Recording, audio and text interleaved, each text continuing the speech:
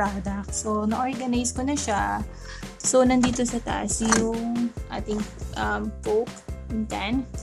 And of course, yung mga dipping sauce sa mga nachos. Ayan siya. So, hihilayin mo na lang siyang ganun. And itong Korean dipping sauce. So, andyan siya. And this is, chia seed to actually. Ayan, dyan siya. Dyan na lang siya. Then ito, this is ulam. This is boiled ko ng pork chop. So, ayan. And ito yung egg. So, ayan. Hindi ko siya naka-close kasi pag puno, hindi siya naka-close. So, ayan ko na lang siya ganyan. As is na lang. Then, ito yung apple. Ayan. So, hila-hila na lang. And, Yakult. So, mapapansin ninyo, ang dami kong biniling Yakult. And nasa likod yung mga orange and lemon.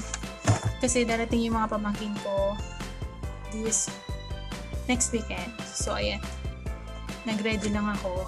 And of course, itong mga soft drinks. And of course, water. And ito, gulay ito. Report.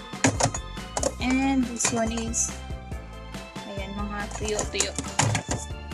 So, naka-tupperware na rin siya. Yan.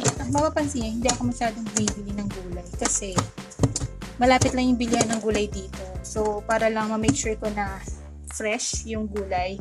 So, sinasadya ko na lang pag kailangan kong bumili. And of course, ito rin. So, ang ganda nito kasi hinila mo na lang yung ating sandwich. Lagyan ng sandwich. And of course, mapapansin niyo puro liquid, di ba? Puro inumin. And of course, yung soju na nagtatago. Naiya siya kasi mag-isa na lang siya. So, ayan. So, water pa yung nasa likod. And then, may kimchi. May kimchi sa likod. So, ayan. And dito naman, sa may baba. So, ayan. So, mapansin nyo, andyan yung konting beans, yan, carrots, kamatis, and patatas, and ito. So, mapansin nyo, yan na yung gulay ko. So, hindi talaga ako nagsastock na madami kasi dalawa lang kami ni daddy dito sa ngayon. So, minsan nabubulok lang. So, ito, kalamansi. Ayan ito, kalamansi. So, ayan. Tinan nyo, konti lang kasi nabubulok lang siya. And of course, yung ating mga Korean, ayan, Korean paste. Ayan, meron tayo yan. Ayan. Of course, yung mga mayonnaise, dito ko na lang siya nilagay. And of course, ketchup. Dito ko na lang siya nilagay. And meron tayo dito, papers.